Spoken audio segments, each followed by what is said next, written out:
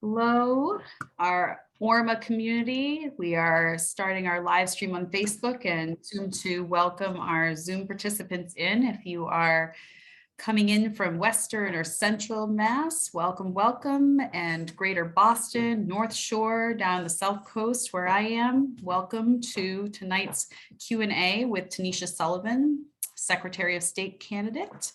We're looking forward to having a wonderful discussion and hearing a lot from Tanisha, but mainly focused on questions from our Revolution Massachusetts membership. So thanks for coming in.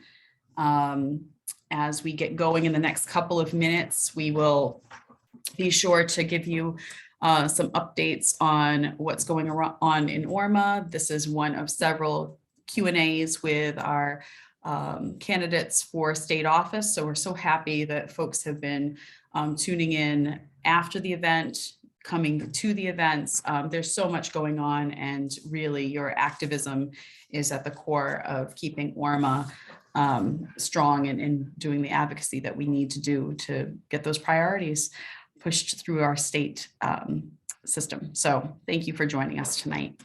We're really, really pleased to have volunteers at the heart of this. So if you haven't already reached out to ORMA, please check out the website, look for the links that are very prominent there and getting involved. When we get emails coming through to us from ORMA with asks for letter writing and petitions, those are so important. So thank you for continuing to use your voice and elevate issues that really matter to us all. It's just about 8 o'clock, so we know that we'll have a couple of folks coming in. As you come in, please let us know where you're coming from.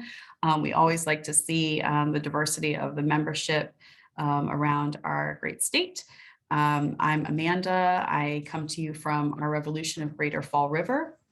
So happy to be with you tonight and to hear from Tanisha Sullivan. We are, let's see, looking at, oh, thank you. Solomon Steen is with us, and in the chat, he has kindly made sure that those links are referenced there and easily accessible to you. So you see the homepage for our Revolution, the volunteer page. So thank you, Solomon, for making sure that those are front and center.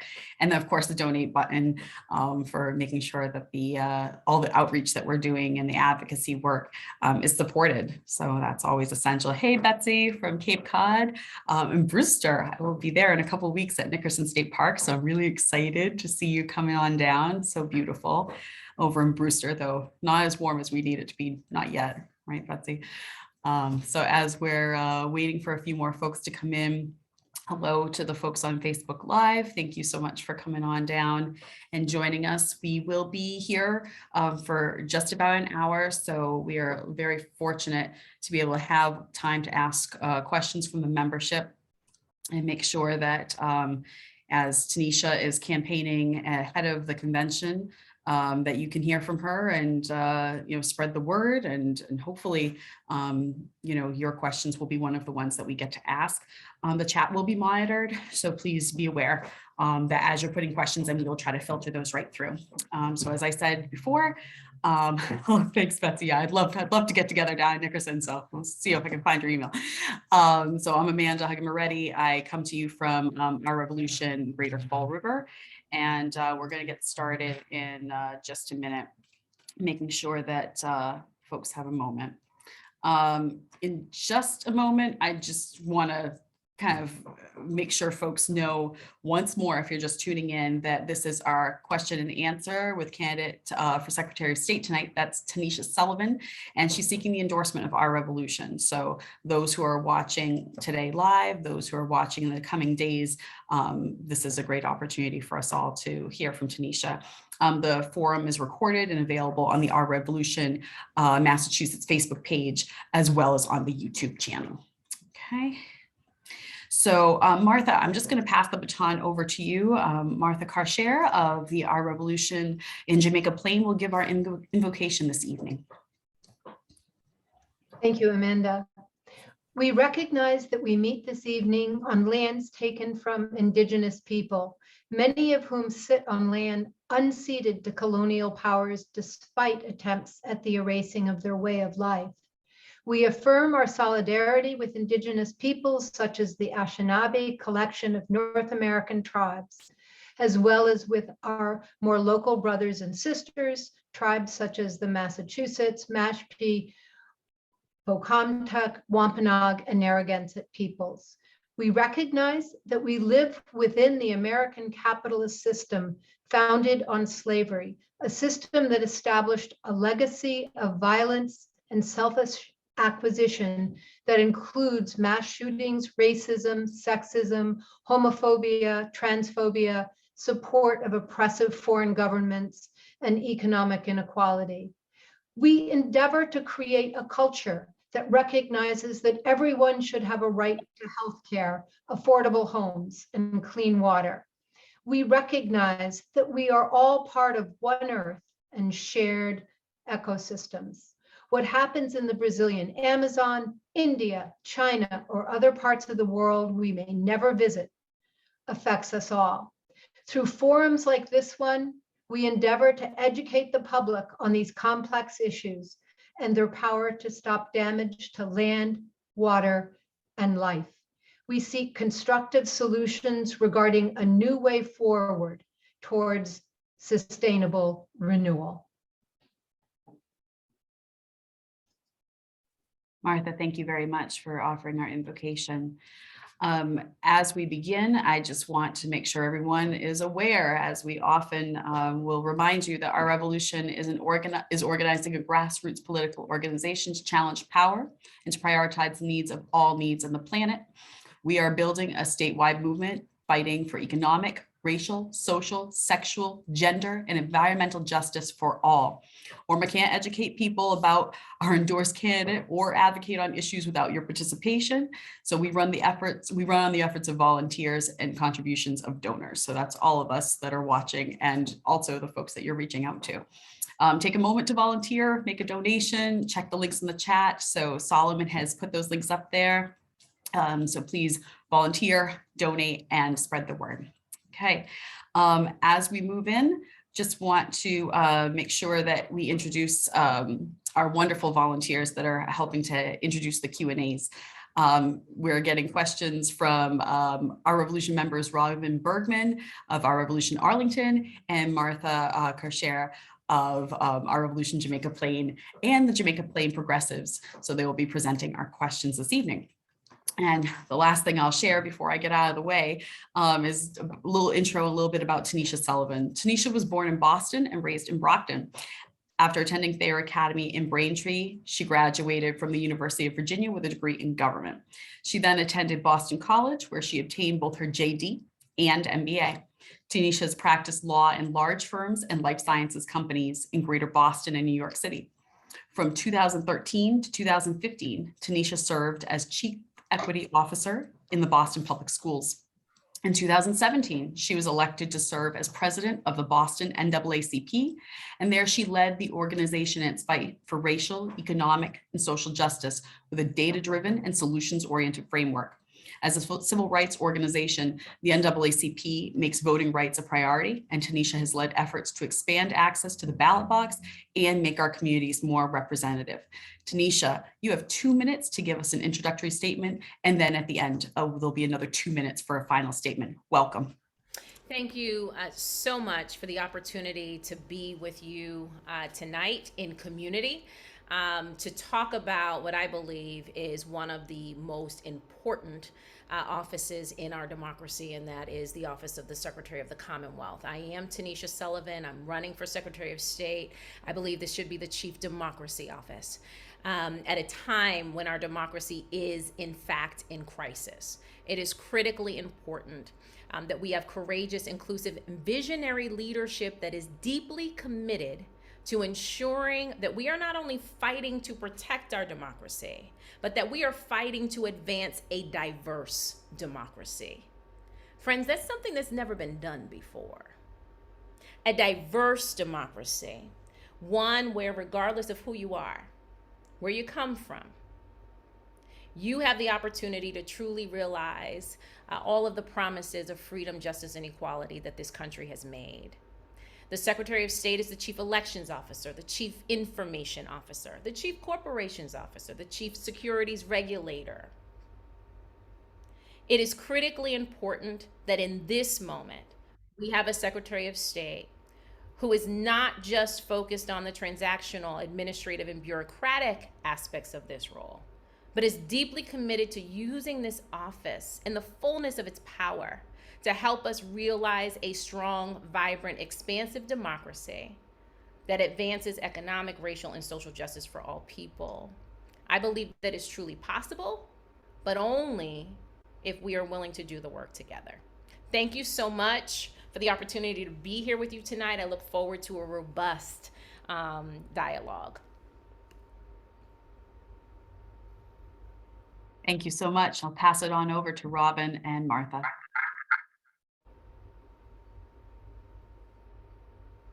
Hi, I'm a little bit challenged with my computer tonight, so let me know if you can't hear me for some reason.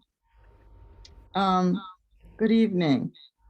So your first question is, recent polls indicate that there are sharp declines in the belief of young people, mostly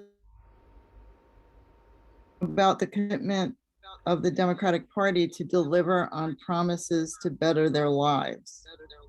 What do you believe the state party needs to change to win support from these people and these possible voters, and also especially from the Secretary of the Commonwealth's office? Robin, I'm sorry. I was not able to hear the full question. Could you repeat it, please? Sure. Can you hear me better? Yes, thank you. Okay. Recent polls indicate that there are sharp declines in the belief of young people, and primarily young people of color, about the commitment of the Democratic Party to deliver on promises to better their lives. What do you believe the state party needs to change to win support from them, especially from the Office of Secretary of the Commonwealth? Thank you so much. So the reality is we are seeing a crisis level disconnect among young people from the active participation in our democracy. Have a little bit of an echo. Okay. Maybe we can all go on mute while you're speaking, Tanisha, just to be safe. Thanks. Perfect. Thank you. Specifically as it relates to participation in the voting process, this is a crisis. And it is one that we've seen brewing for many years now. Our young people have questions about participating in the voting process. Many people of color, working class folks, low income folks have questions about participating in the voting process. And really, does our vote matter? And I think part of the responsibility of the Democratic Party is to really start putting those values into action. We are really good at developing inclusive platforms that that make some pretty powerful value statements. We've got to put that into action. And it's not easy. It is going to require that we are open as a Democratic Party to some tough conversations. It's going to require that as a Democratic Party, we are willing to shake up the status quo and disrupt systems that are not inclusive. It means doing some things differently. And it also means being open to listening to the people who are most impacted in this moment. That has to change. Because in order for us as a Democratic Party to be able to realize all the values that we have in our platforms, whether it's at the state level or at the federal level, we need folks engaged. We need people believing. We need people to trust that we can build a democratic system, a democracy that does work for all people. So I do think that that's first and foremost. As Secretary of State, one of the things that I believe is critically important is that as the Chief Democracy Officer in the Commonwealth, it's important for the Secretary of State to be in community. I believe that a strong democracy means that we've got strong communities and empowered people. And the way that happens is by having a Chief Democracy Officer, having a Secretary of State who is actually in community with people, rolling up their sleeves to ensure that folks understand how this democracy works and the role that each of us has to play in it. Friends, that can't be aspirational. It has to be what we do, what we expect. And the Secretary of State has to lead in that effort. And so as Secretary of State, I will personally be in community. That's where I love to be anyway.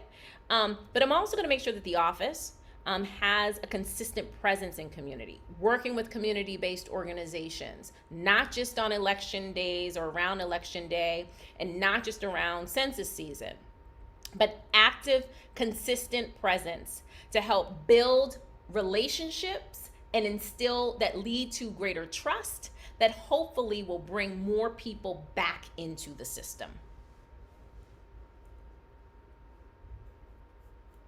Thank you very much.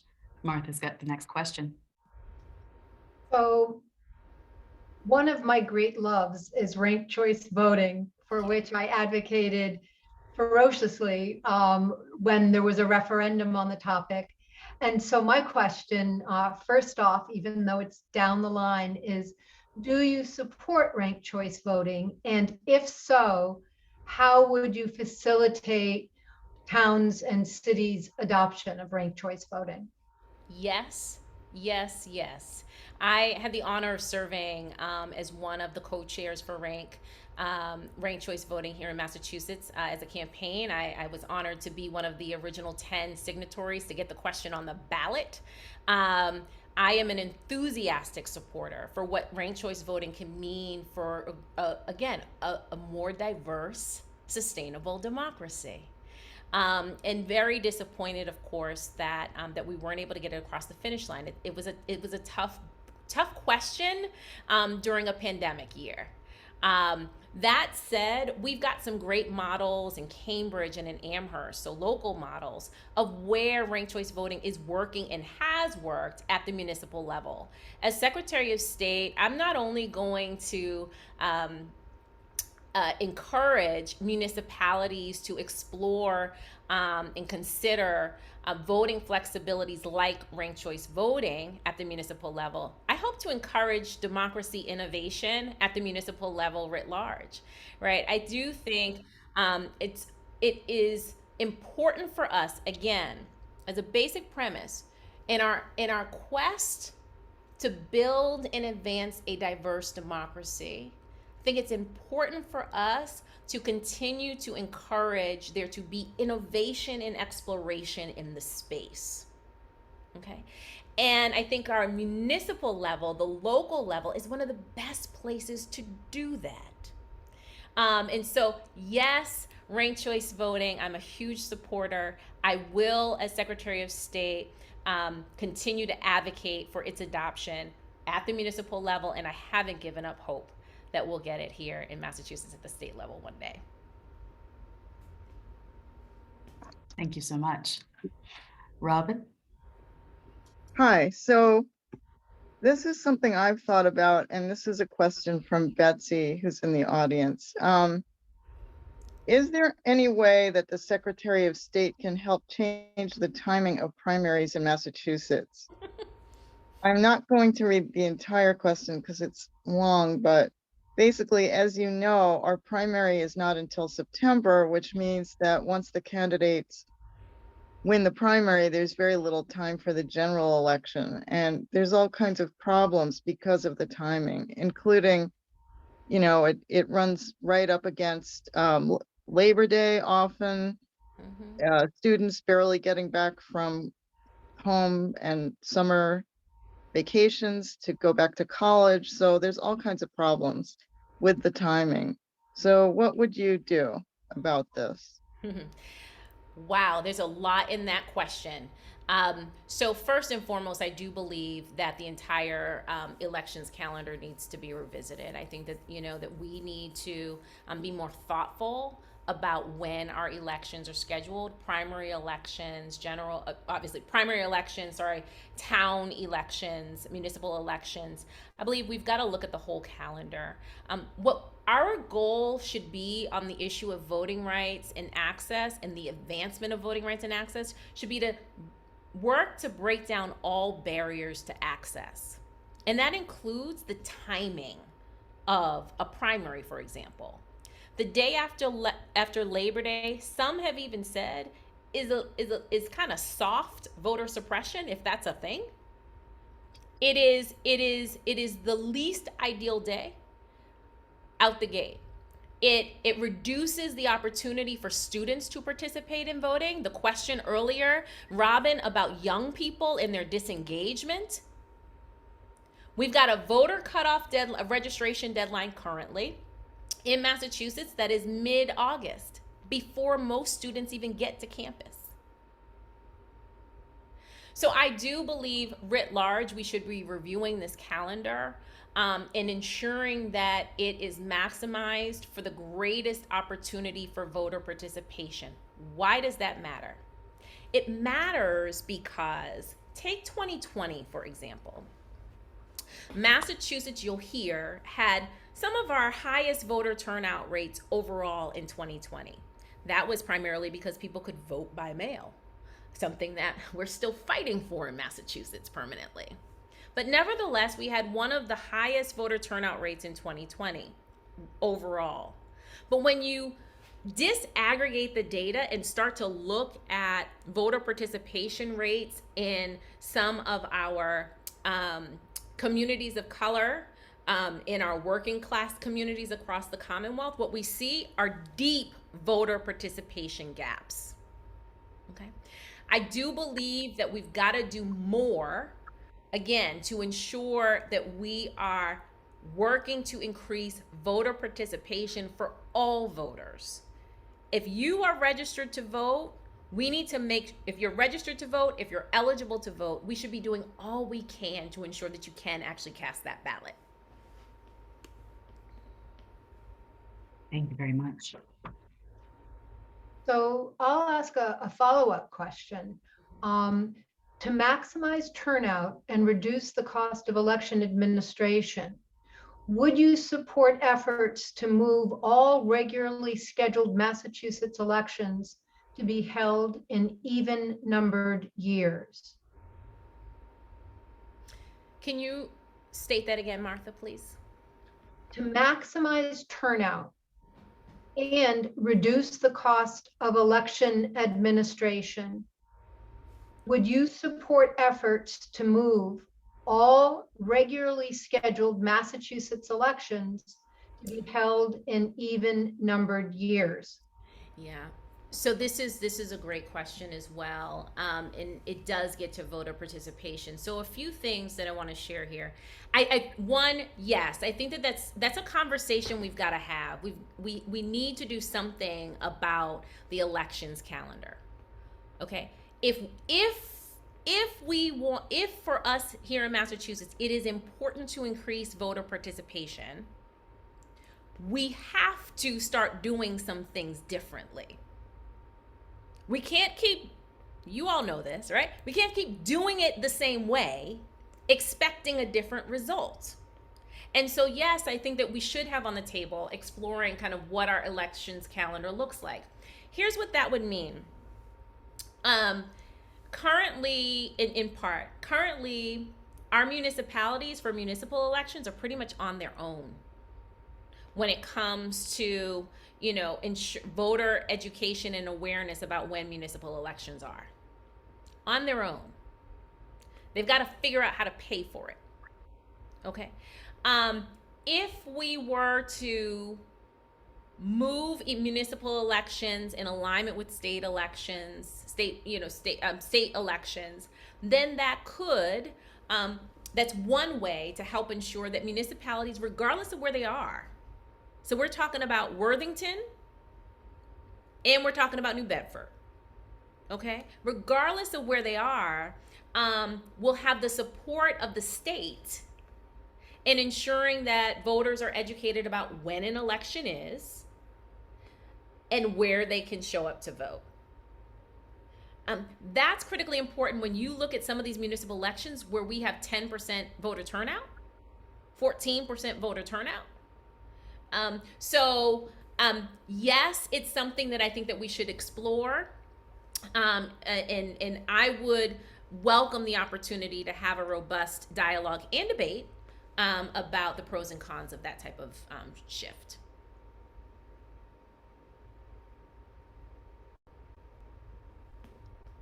Any other follow-ups, Martha, or shall we shift it over? I think it's my turn now. Yep, go for it, Robin. What measures would you take to further modernize our voting procedures? There's so much. So first, we need to catch up. We know that the state legislature is currently still debating the Votes Act, which contains a portfolio of voting rights and access rights that, let's just put it on the table, advocates have been fighting for decades. 1973, Maine adopted same-day voter registration. We are a half century behind, folks. This is not revolutionary, okay? Same-day voter registration has been administered 21 other states across the Commonwealth. Vote by mail, they've got it in Georgia, Texas, Arizona. Vote by mail. We're still fighting for that here in Massachusetts. Folks who are behind the wall, who have the right to vote, still don't have many of them still don't have free and clear access to the ballot box. That's the law. So we've got to catch up and do the right thing here in Massachusetts, and we need to advance. And in order to advance, I think we need to explore, as was shared, ranked choice voting as an option here in Massachusetts. I believe that, as part of our civics education curriculum and practices, we should be encouraging municipalities to, if they'd like, to permit 16-year-olds to vote. Imagine what it would look like if a young person in our public school system started to be exposed to civics education in K0 and learning about our democracy, learning about their role in our democracy. And then when they got to the age of 16, they were able to actually cast a ballot, put that learning into practice in their own backyard, surrounded by the supports of educators and community members and family members, so they can understand both the great opportunity and privilege it is to cast that ballot and also the responsibility that comes with it.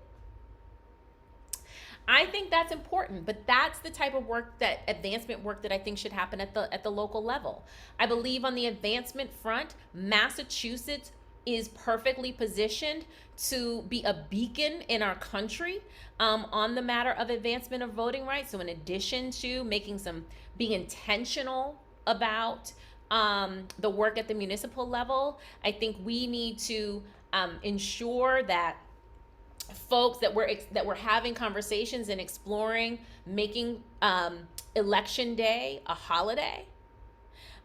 We should be engaged in conversation and debate about greater accessibility of ballot boxes.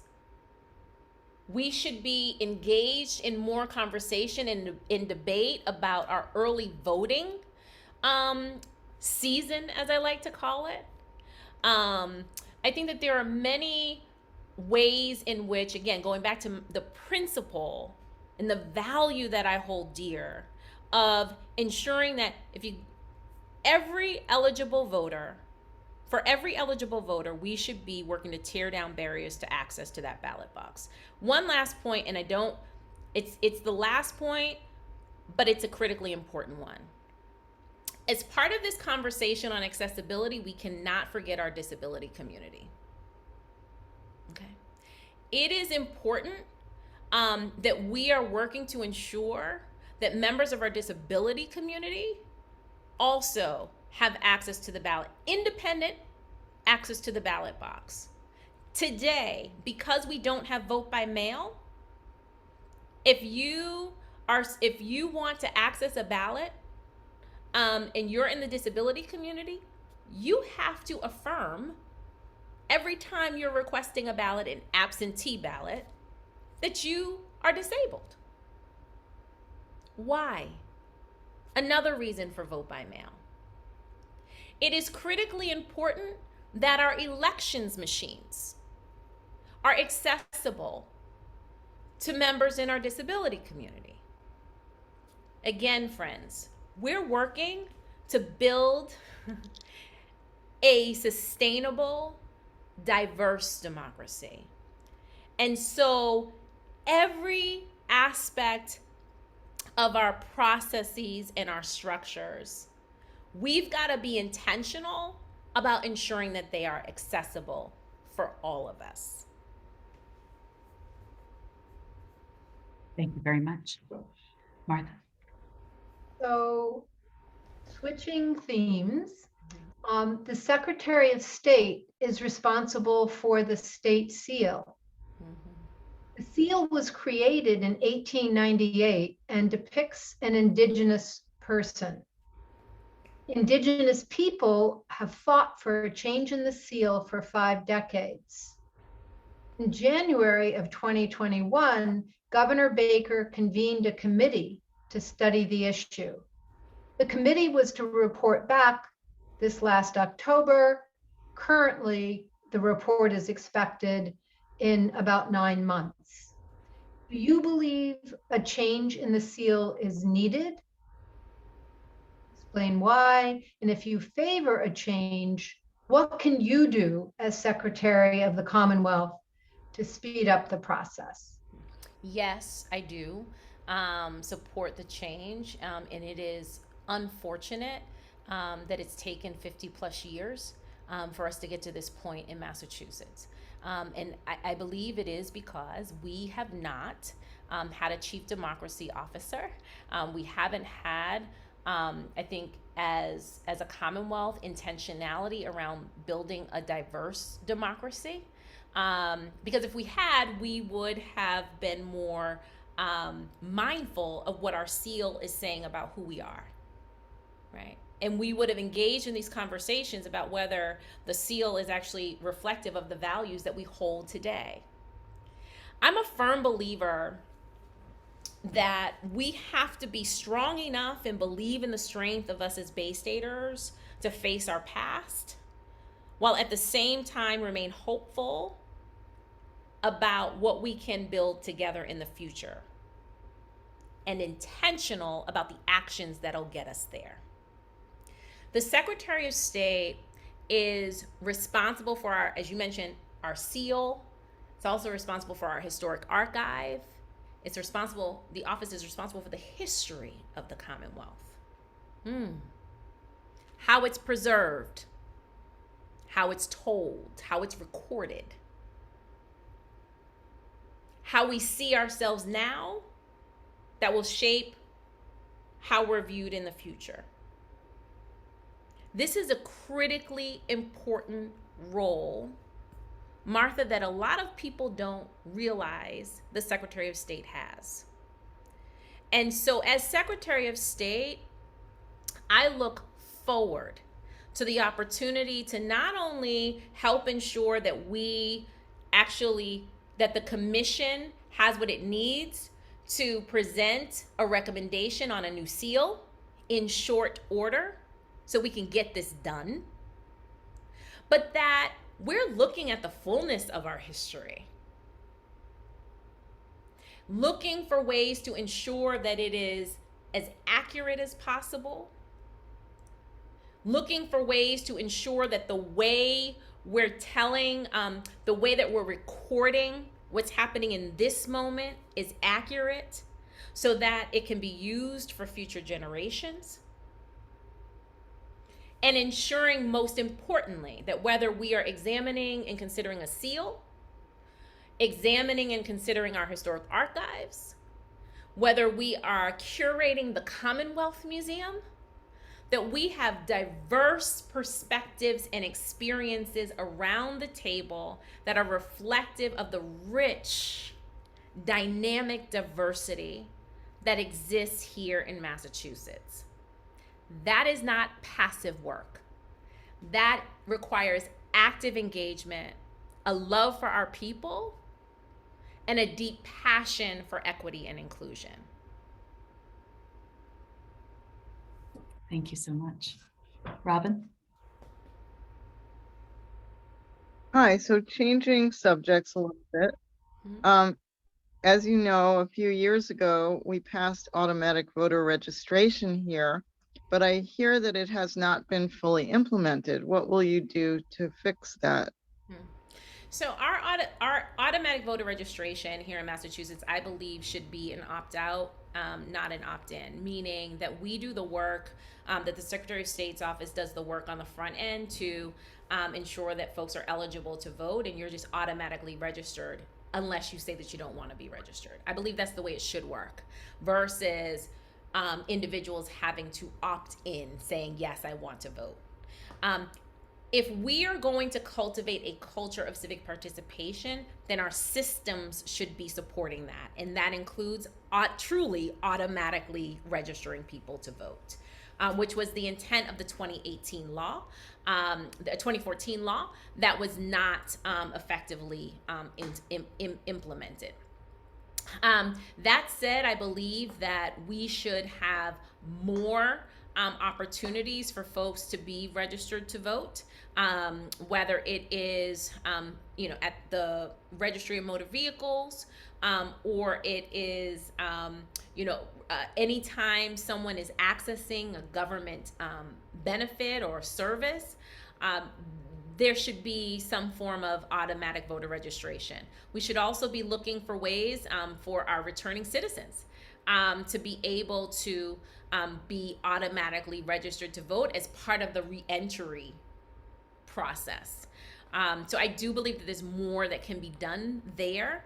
And again, in an effort to cultivate that culture of civic participation, we've got to make it, for eligible voters, we've got to make it easy for folks to vote.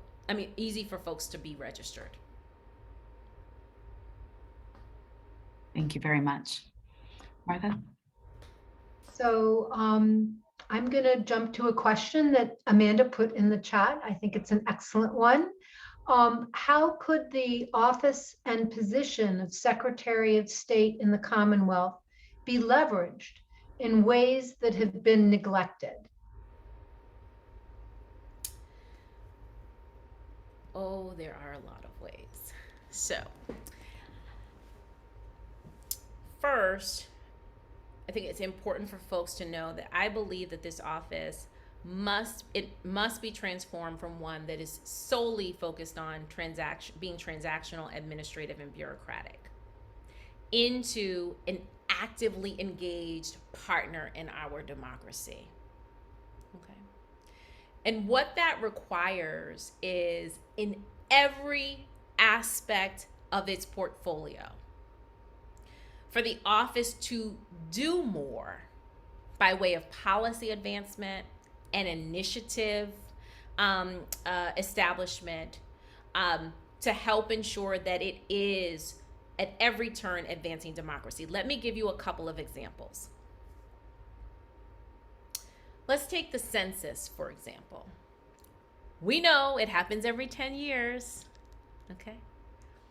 And every 10 years, we hear reports ahead of the census that government is unprepared to deliver an accurate census count. We hear that communities of color in our immigrant communities are going to be undercounted. Okay. We hear that it is going to be difficult to gain access to many of the hard to count communities. And we are told as a society to lower our expectations as it relates to what the census is going to produce. So the Secretary of State is responsible for census oversight and ensuring that we get a complete count. A Secretary of State who is transactionally focused, administratively focused, runs the process the way it's always been run. Every 10 years, we're going to hire some folks, some census workers. They're going to go knock on doors. People aren't going to answer the doors. We're going to record what we can.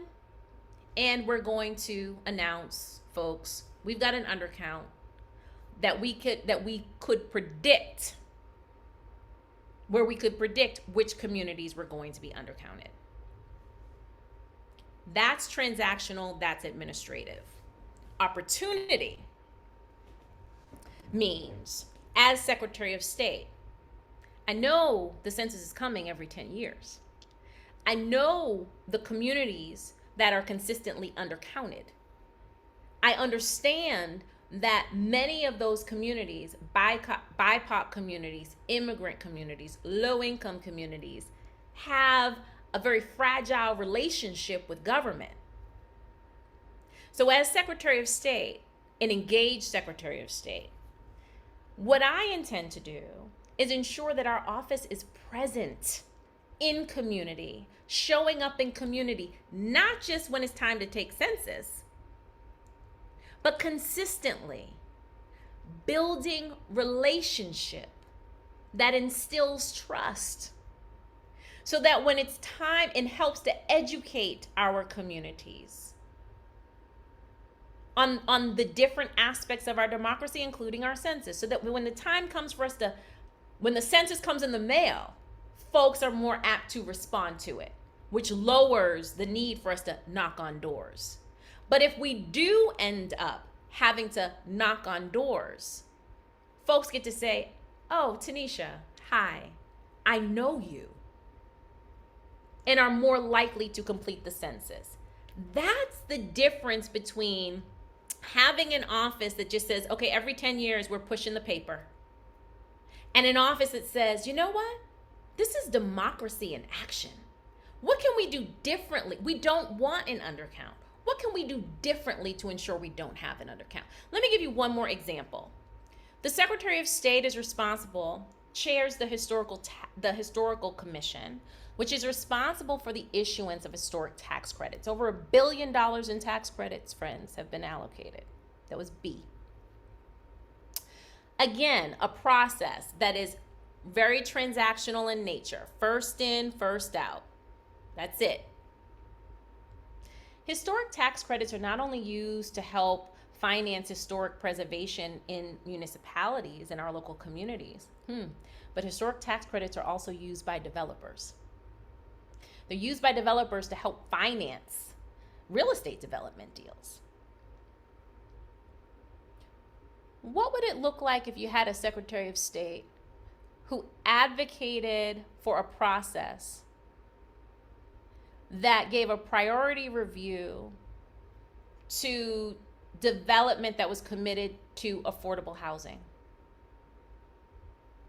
or projects that were committed to building climate resilient development, or projects that had a commitment to ensuring that women and people of color, and oh, by the way, residents of Massachusetts, had access to the jobs on those sites.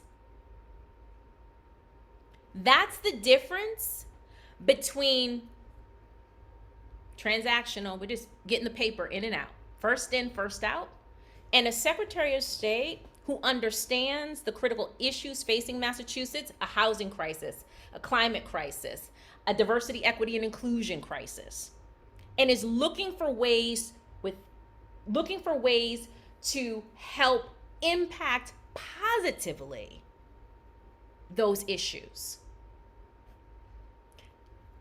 I am very transparent and open about the type of Secretary of State I will be.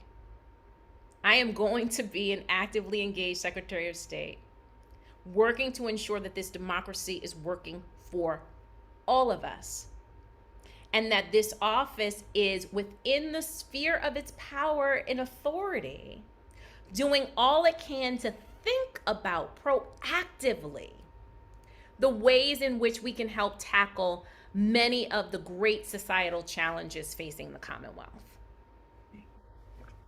Thank you very much. We have just about 8 minutes left, so as we're asking and answering questions, we'll just keep those times in mind. Thanks. I think I'm next. So, Yes, Robin. Tanisha, you mentioned the census. So the current census data shows us that we have rising Asian and Latino communities. How would you reach out to them? I will continue to do the work that I've been doing. You know, as president of the NAACP, I've worked in deep coalition with our Latino community and our AAPI community and many diverse communities across the greater Boston area and Commonwealth. I believe that the only way we are going, again, to achieve, to get through this crisis in our democracy and really be able to realize the type of democracy that we all want to see is by working together in coalition. That's one. The second is, I think it's really important, and it's evidenced in the way that I've worked to date, that we are engaging folks in conversation about the issues and concerns that are impacting their respective communities, and working with those communities to help address them, and allowing those communities to really guide and direct how the solutions are designed and ultimately how they're implemented. Thank you. Martha. Again, switching themes, a longstanding issue is the lack of accountability of people elected to the state legislature. While recognizing that the legislature makes its own rules, do you support any measures that would increase transparency and accountability? Yes. We are the least transparent state in the country. Our executive, our legislative, and judiciary branches of government are exempt from public records disclosures, from public records law. I believe that, most importantly, public policy should be debated in the public square, for the public to participate in. And so the fact that we have our current laws allow for public policy to be debated behind closed doors is deeply disturbing to me. And so I would absolutely work to advance reforms in this space. One, that would narrow any exemption. Because I do think that there could be some instances where we do want to shield some information. You think about, like, specifically like on the judiciary side, there may be some pieces of information, juvenile and youth type records, for example, I'll put out there, right? Additionally, with respect to the current law, I believe that we've got to work. As long as we've got this current law, we've got to close the loopholes that exist, that allow for basically no accountability when there is a finding from the Secretary of State's office that public records have not been disclosed. Currently, the enforcement for non-responsiveness happens within the Attorney General's office. And so what happens is the Secretary of State may issue a ruling and an agency could ignore it. And unless the AG decides to enforce it, we've got nothing. We've got to close that loophole and either empower the Secretary of State's office to take enforcement action of some sort, or we've got to work to ensure that the Attorney General's office actually picks up the ball and works to ensure that folks are complying with the law. Thank you. Robin? Do you think our voting machines are secure enough? And what measures would you take to make sure? So I do believe here in Massachusetts that we have experienced safe and secure elections. Where we need to do more work is on the inclusion side. And that's ballot access for all eligible voters. That's one. The second is, I think it's important for us to recognize that we have 351 different election systems in Massachusetts. A lot of folks don't realize that. The Secretary of State really monitors, if you will, what happens at the local level, but elections administrations happens in municipalities by local town clerks and elections officials, who are responsible on their own to ensure that we have safe and secure elections. I believe that the Secretary of State should be providing greater supports to our local municipal elections officials to ensure that we don't just have safe elections machines today, but that going forward, we can, regardless of the financial resources available in a municipality, that all municipalities have the safest, most secure elections machines. That's one. Two, again, to ensure that those machines are accessible. And to the extent that we have machines that are being used by members of our disability community, we've got to ensure that those machines are functioning in compliance with the ADA. Thank you. It looks like we have time for one more question. Martha? In your questionnaire response, Tanisha, you said you would use the corporations division to explore opportunities to expand disclosure of climate impacts by companies registered in Massachusetts. Could you elaborate on that for those of us like me who are unfamiliar with the corporations division and how it can be used creatively by a proactive climate champion Secretary of State? Yes. So there are many ways. I'm going to isolate one.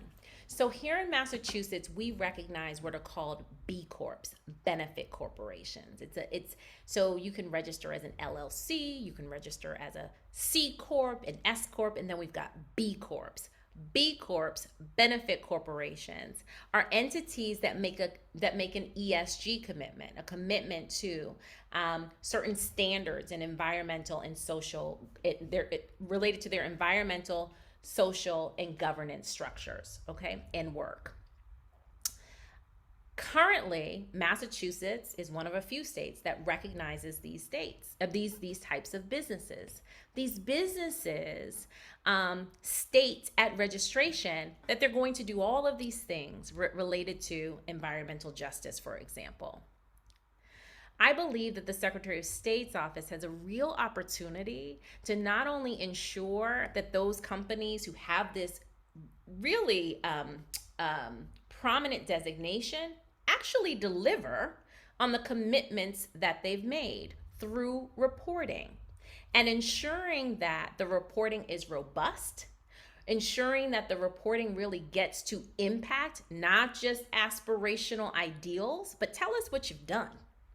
And ensuring that those impact reports are readily accessible to the public, not just for accountability purposes, quite frankly, but also so that they can serve as examples for other companies as it relates to what can be done. And so that's one example.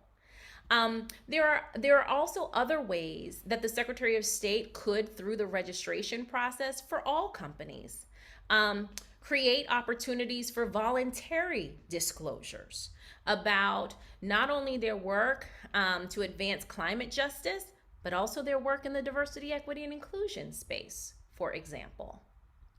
There are many, when you start to think about this office beyond just being administrative, pushing the paper, but when you start to think about this office as a partner in advancing actively the values that we want to see in our communities, then it's easy to see where a Secretary of State who is proactive can can require certain things, but also create opportunities for voluntary disclosures where appropriate. It's an exciting area that has not been explored to date. Thank you so much. It's time for us to wrap up. We really appreciate your addressing our questions and educating us on some of the aspects of the Office of Secretary of State. We'd like to invite you to share a 2-minute closing statement before we end. Thank you so much for the opportunity to be with you here tonight. This office, I believe, is one of the most important offices in our state government. Critically important to not only securing and protecting our democracy, but also working to help advance a diverse democracy. I believe that this office has untapped potential in helping us to create strong communities, empower people, and really advance economic, social, and racial justice in meaningful ways. I do believe that as we are facing a crisis in our democracy, as our democracy is being tested, this moment demands more. I believe that we deserve more, and I believe that it is critically important that we work together to deliver more for our communities and for our democracy. I hope that you will take an active interest in our campaign, that you might have heard something tonight that resonates with you, and that you'll consider joining our team.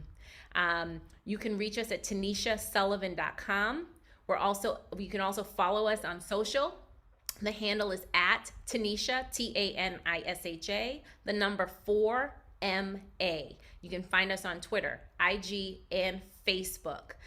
Please consider joining our movement, and I hope to earn the support of our revolution, Massachusetts. Thank you so much. Thank you so much for being with us, Tanisha. We appreciate having you here to answer questions. Thank you to the ORMA members for your questions. We're very sorry if we didn't get to one that you submitted, but we do have a wonderful wealth of information that we have gathered here tonight. Also, thank you to Martha and to Robin and to Solomon in the chat, and to Henry and Michael for making sure that all moves smoothly. And before we end, we just want to remind you that ORMA works when members and friends organize, because when we organize, we win. And so that's what we're all about. Today, you can support the Green New Deal by advocating for the preservation of forests. So if you'd see the chat, this link that is before you now, Protecting Public Forests, that's an Action Network letter that's gone out that we really love your support on. And then the second link you'll see is an opportunity to urge the Massachusetts legislature to strengthen public health in the state.